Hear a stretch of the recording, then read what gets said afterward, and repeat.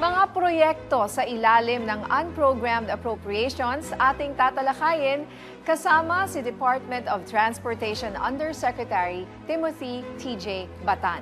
Yusek Batan, magandang tanghali po. Magandang tanghali po sa ating mga viewers and listeners sa ngayong tanghaling ito. Okay sir, para po sa kaalaman ng ating mga kababayan, ano po yung mga proyekto ng DOTR na nasa ilalim nitong unprogrammed appropriations? Ano po ba ang mga unprogrammed appropriations? Una sa lahat, dito sa ating budget para sa taong 2024, meron tayong humigit kumulang na 10 proyekto sa ilalim ng unprogrammed appropriations. Nandyan yung naglalakihan nating mga railway projects, halimbawa tulad ng Metro Manila Subway Project at ng North-South Commuter Railway, at maging ang ating LRT-1 Cavite Extension, ang ating MRT-4, ang ating South Long Haul Project, at maging ang ating mga proyekto sa sektor ng roads, sa road sector natin. Nandiyan ang Davao Bus, nandiyan ang Cebu BRT, ang EDSA Greenways, at meron din tayong ilang mga proyekto mula sa aviation sector tulad ng ating CNS ATM at sa maritime sector tulad ng ating New Cebu International Container Port. So yan ang ilan sa mga proyekto natin sa DOTR na nasa ilalim ng unprogrammed appropriations. Sir, gaano naman po kalaki ang halaga ng mga allotted DOTR unprogrammed funds sa inyong mga proyekto?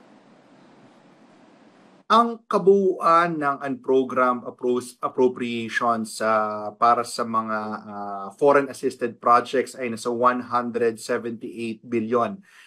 Dito kasi sa ating budget, yung 178 billion na yan ay hindi siya naka-subdivide sa iba't ibang ahensya. So, ang ginagawa ng DBM ay kada request ng SARO ng isang ahensya ay parang first come first serve ang nangyayari dito sa ating 178 billion na alokasyon para sa foreign assisted projects sa ilalim ng unprogrammed appropriations.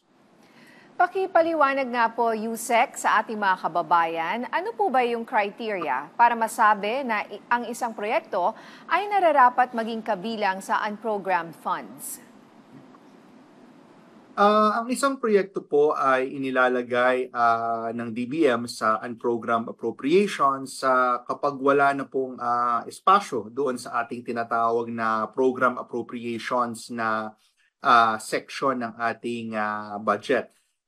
Kadalasan po ang mga proyekto po na ilalagay dyan ay ang ating mga foreign assisted projects para po sa DOTR, dahil po kapag ikaw ay isang foreign assisted project, ibig po sabihin meron ka ng pautang, halimbawa mula po sa JICA, mula po sa Japan, o meron ka ng pautang halimbawa galing sa Asian Development Bank o sa World Bank, ay ito pong unprogrammed appropriations ang nagbibigay po sa atin ng kakayanan upang magamit po ang proceeds mula po sa mga pautang na ito.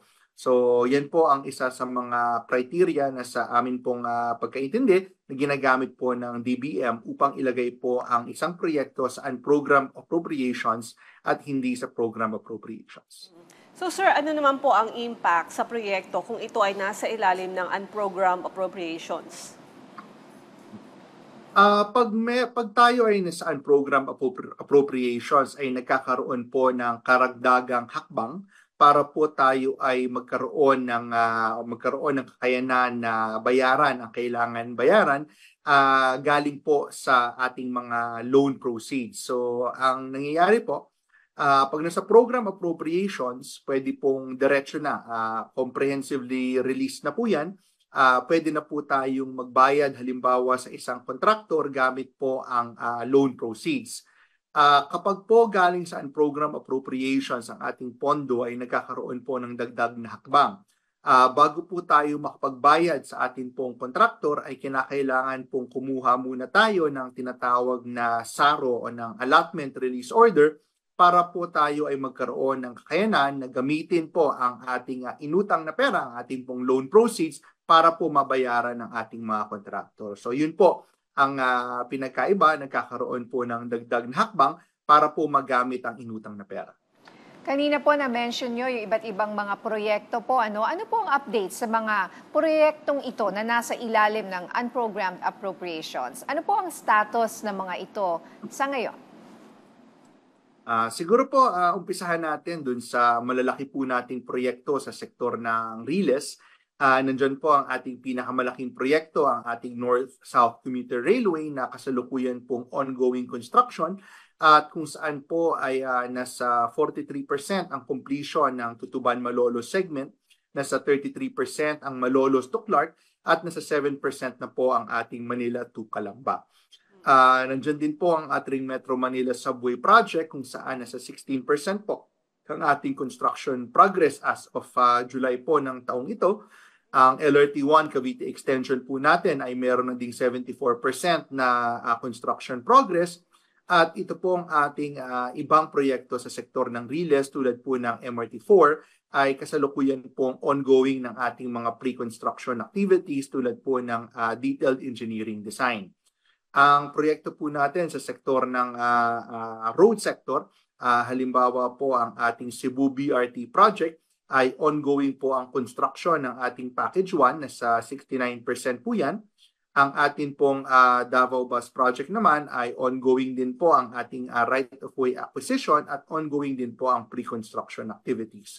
Yung iba po nating mga proyekto ay nasa pre-construction stage po at very soon, yan po ay mag-uumpisa na rin po ng kanilang kanyang construction phases.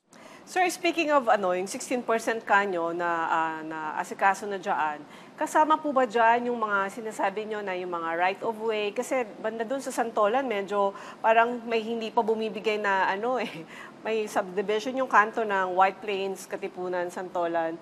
Parang pinaluwag yung Santolan, pero nagiging imbudo siya pagdating doon sa intersection na yon. So ano po ba yung update doon? Para po dito sa 16% natin, ito po ay construction completion. Ito po kasing ating subway, meron po tayong 5 civil works contractor at ang ating pong ginagawa dyan ay kung saan po meron na available, kung saan po nakuha na natin ang right of way, umuusad na po ang ating construction. So hindi naman po sabay-sabay na itinatayo yung buong 33 kilometers, so 33 kilometro po ang ating subway. Kung kaya't kung saan handa na ang right of way at kung saan nandoon na po na-procure na natin ang ating contractor, tayo po ay ongoing o inumpisahan na po natin ang construction. At kaya nga po, ating naabot itong 16% na construction completion as of July po of 2024. Okay, mensahe nyo na lang po sa ating mga kababayan mula po sa inyo dyan sa DOTR, sir. Siguro po ang mensahe po natin ay ayon na rin po sa direktiba ng ating Pangulo na tayo po ay mag-build better more. At ang direktiba po ng ating kalihim, si Secretary Jaime Bautista, tayo po ay patuloy na umuusad sa napakarami po nating proyekto sa sektor ng transportasyon. Ito pong mga proyekto na nasaan program appropriations ay meron na pong mga loan, meron na pong mga pautang mula po sa ating mga development partners, mula po sa JICA, sa Asian Development Bank, sa World Bank, sa ating pong mga kasamahan mula sa Pranses. At ang kagandahan po niyan, nandyan na po ang ating pondo at ating pong ginagamit ang pondong iyan para po iusad ang construction ng napakarami po nating mga transport projects. Okay. Maraming salamat po sa inyong oras. Department of Transportation Undersecretary Timothy T.J. Batan. Maraming salamat po and magandang hapon po sa akin.